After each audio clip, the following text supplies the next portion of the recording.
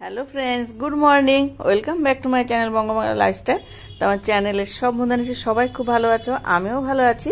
তা আমি এসেছি বেনারসে। তো আজকে সকাল সকাল চলে এসেছি মন্দিরে পুজো দিতে। 7টার মধ্যে পুজো দিয়ে দিয়েছি মন্দিরে।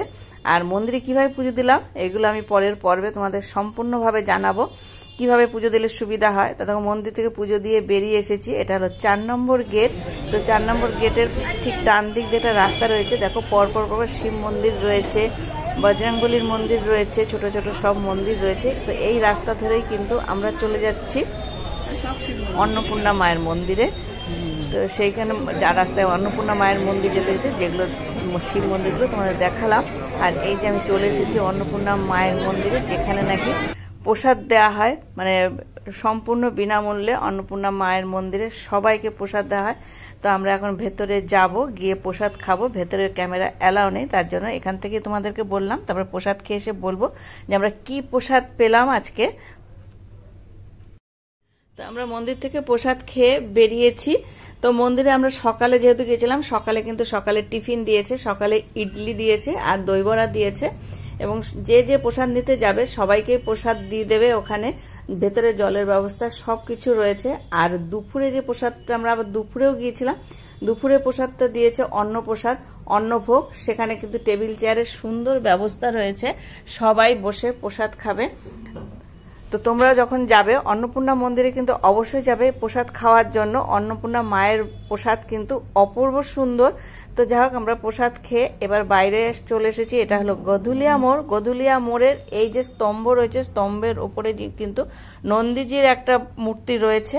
এইটাই হলো গধুলিয়ার 4 রাস্তার মোড়। তো আমরা এখানে এখন এসেছি। এখান থেকে আমরা যাব খিচুড়ি বাবার মন্দিরে। এখানে রয়েছে, সামনে রয়েছে খিচুড়ি বাবার মন্দির। তার আগে তোমাদেরকে আমি দেখিয়ে দেবো যে আমরা 4 নম্বর গেটে যেখান দিয়ে ঢুকেছি সেইখানে। তার আগে আমরা সকাল থেকে আজকে চা খাইনি। তো এখানে দেখো একটা চায়ের দোকান পেয়েছি। এই চায়ের দোকানে বসে আগে একটু চা খেয়ে নেব, তারপর তোমাদের দেখাবো 4 নম্বর গেটে কোন দিক দিয়ে ঢুকতে হয়।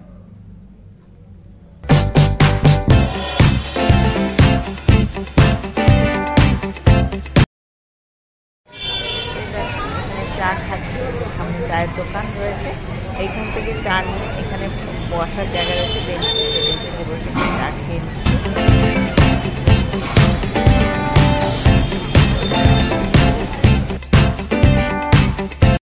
আর এই যে দেখো কাটা ফল, তরমুজ আর পেঁপে, পাকা পেঁপে এখানে কেটে বিক্রি করছে। তো দেখো কি সুন্দর করে কেটে জিনিসটাকে, যাতে মাছি টাছি নোংরা না পড়ে তার জন্য মশারির নেট দিয়ে সুন্দর করে ঢাকা রয়েছে জিনিসটা। আর এই যে রয়েছে 4 নম্বর গেটে ঢোকার জন্য মেন গেট, এইটা এইখান দিয়ে গেলেই একদম মন্দিরের 4 নম্বর গেটে পৌঁছে যাওয়া যাবে। আমরাও কিন্তু এই গেট দিয়ে গিয়েছিলাম। আর এই গেটের একদম অপোজিটেই রয়েছে খিচুড়ি বাবার মন্দির। তো চলো তোমাদেরকে দেখিয়ে দিচ্ছি। তো এই দেখো আমরা চলে এসেছি খিচুড়ি বাবার মন্দিরে। একদম ওই মেন গেটটা অপোজিটে রয়েছে খিচুড়ি বাবার মন্দির। একদম রাস্তার উপরে মেশিনে তোমাদেরকে দেখিয়ে দিচ্ছি খিচুড়ি রান্না হচ্ছে। এবং সবাইকে এখানেও কিন্তু একদম ফ্রি প্রসাদ দেওয়া হয়। কেউ বসে খেতে চাইলে বড় প্লেটে করেও বসে খেতে দিচ্ছে, প্রসাদ দিয়ে দিচ্ছে। আবার কেউ যদি ভাবে বাটিতে করে নেবে তাহলে বাটিতে করেও দিচ্ছে। তাই দেখো, আগে দেখিয়ে দিই, দেখো মেশিনটা। এই মেশিনে খিচুড়ি রান্না হচ্ছে এবং খিচুড়ি রান্নার পদ্ধতিও খুব সুন্দর। সব কিছুই কিন্তু একসাথে দিয়ে দেওয়া হচ্ছে, তারপরে এখানে মেশিনে রান্না করে যে তোলা হচ্ছে বড় গামলায়। তো আমরাও এখান থেকে দুজনে খিচুড়ি নিয়েছি। তো আমরা যেহেতু অন্নপূর্ণা মন্দির থেকে টিফিনটা খেয়ে এসেছি, প্রসাদ খেয়ে এসেছি, তার জন্য এখানে আমরা বড় প্লেটে নেইনি। আমরা ছোট বাটিতে করে, দুজন পাতার বাটিতে করে দুজন 2 বাটি খিচুড়ি নিয়েছি।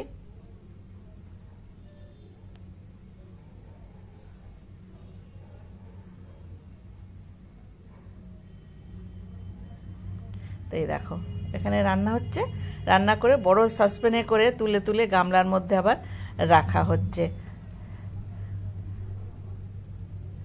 তো এই যে তোমাদের দাদাভাই এখানে মাটিতে বসে, খুব গরম খিচুড়িটা, তার জন্য মাটিতে বসে খিচুড়িটা খাচ্ছে।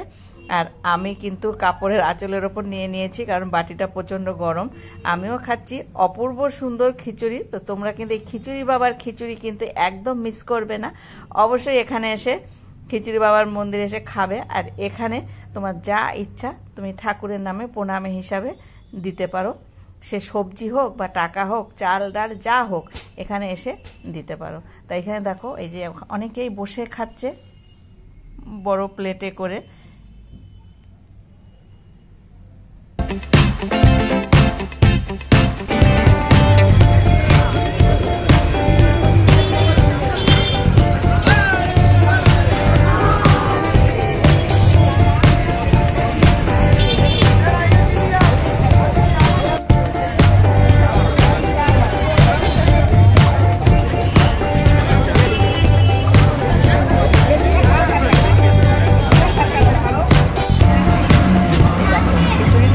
নামানো হয়েছে, আরেকবারে দেখো সব দিয়ে দিয়েছে, লঙ্কা থেকে শুরু করে মশলা, তেল, জল, চাল, ডাল, লবণ সব কিছু এদের দিয়ে দিয়েছে। এবার এটাকে দিয়ে এরপর আমরা এই খিচুড়ি বাবার মন্দির থেকে আবার চলে এসেছি গধুলিয়ার মোড়ে। এই গধুলিয়া মোড় থেকে আমরা এখন অটো ভাড়া করে চলে যাব মণি মন্দির। তো আমরা দুজন যেহেতু যাব, সেহেতু অটো ভাড়া আমাদেরকে দুজনের কাছ থেকে নিয়েছে 100 টাকা, মানে আমরা রিজার্ভ করেছি। দিয়ে এখন আমরা মণি মন্দির যাচ্ছি।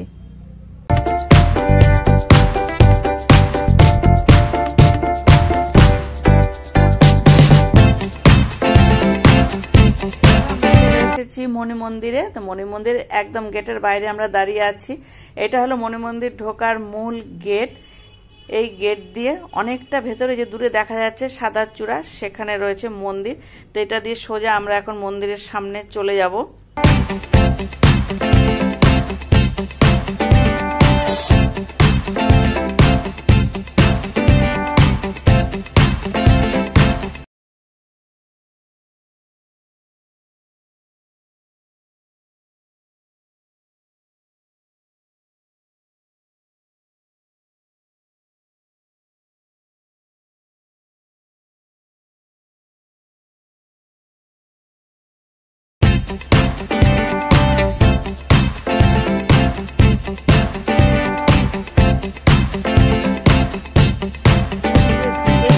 রয়েছে বড় প্রধান যে শিবলিঙ্গ, সেই শিবলিঙ্গটা দেখো এখন ঠাকুরকে মানে স্নান করানো হচ্ছে।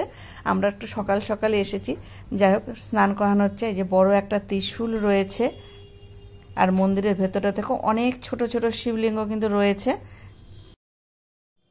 তো এই মণি মন্দিরটি প্রথম 1940 দশকে নির্মিত হয়েছিল, কিন্তু এখন আমরা যে মন্দিরটি দেখতে পাচ্ছি সেটি তখন থেকে সংস্কার করা হয়েছে। মন্দিরের শুরুটা আসলে ধর্ম সম্রাট স্বামী কার্পাট্রি মহারাজের মন্দিরের ওপর দিয়েই তৈরি। ঐতিহ্যটি শুরু হয় ভগবান রামের রাজ্যাভিষেকের মাধ্যমে, যা মূলত অযোধ্যায় হয়েছিল, কিন্তু বারাণসীর মণি মন্দিরটি প্রভুদের জন্য একটি উপাসনা এবং একটি উপাসনার স্থান হিসাবে প্রভু রামের দরবার হিসাবে তৈরি করা হয়েছিল। মন্দিরের অবস্থান এবং আভ্যন্তরীণ নকশাটি ভগবান রামের দরবারকে মাথায় রেখেই তৈরি করা হয়েছিল। তবে আপনি মন্দিরের অন্যান্য দেবতারও মূর্তি এখানে খুঁজে পাবেন। মন্দিরের বিশেষত্ব হল মন্দিরের 43,000 বর্গমিটার এলাকা জুড়ে থাকা বিভিন্ন রকম শিবলিঙ্গ। ভগবান রামের ঐতিহ্য রক্ষা করা এবং বহন করাই ছিল মন্দির নির্মাতাদের প্রধান লক্ষ্য, এবং পাশাপাশি শিব, পঞ্চদেব ইত্যাদির মতো অন্যান্য প্রভুরও সমান প্রতিনিধিত্ব রয়েছে।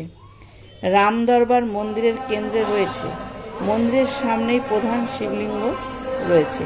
এছাড়াও অবশিষ্ট 151টি শিবলিঙ্গ সারিবদ্ধভাবে মন্দিরের চারপাশে ছড়িয়ে রয়েছে। মন্দিরের অভ্যন্তরটি সম্পূর্ণভাবে গ্রানাইট পাথর দিয়ে নির্মিত করা হয়েছে। এই মন্দিরটি একটি ঐতিহ্যবাহী কাঠামো রয়েছে, তবে আধুনিক নকশা এবং সুবিধা সহ।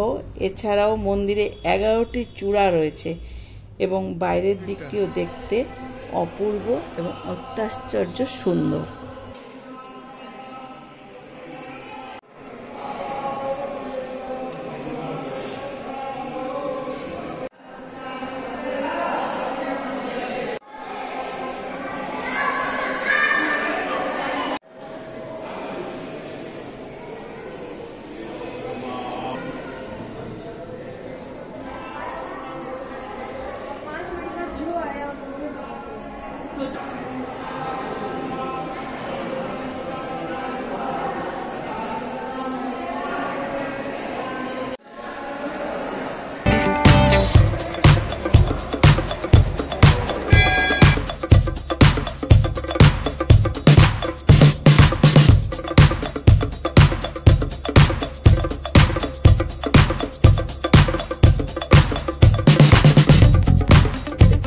মন্দিরের ভেতরে কিন্তু আরো বিভিন্ন রকম দেবদেবীর মূর্তি রয়েছে, বজরংবলীর মূর্তি রয়েছে, রাধাকৃষ্ণের মূর্তি রয়েছে, শিবের মূর্তি রয়েছে।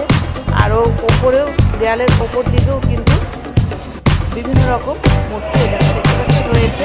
তো আমরা সকালবেলায় পুজো দিয়ে প্রথমে অন্নপূর্ণা মায়ের প্রসাদ দিয়ে তারপরে চলেছিলাম খিচুড়ি বাবার মন্দিরে, তারপরে তোমরাও আসলে অবশ্যই আসবে। তো আমার এই আজকে সকালের ভিডিওটা ভালো লেগে থাকে লাইক আর কমেন্ট বক্সে জানিয়ে দেখি কেমন হয়েছে। আর আমার নতুন বন্ধু যারা আমার এই ভিডিওটা এখন দেখছো, আমার চ্যানেলটা এখনও সাবস্ক্রাইব করোনি, তারা তাড়াতাড়ি সাবস্ক্রাইব করে দিও আর পাশে থাকা বেল বাজিয়ে দিয়ে অল করে দিও, যাতে সবার আগে আমার সব ভ্রমণের ভিডিও তোমাদের কাছে পৌঁছে যায়। আজকের মতো টাটা।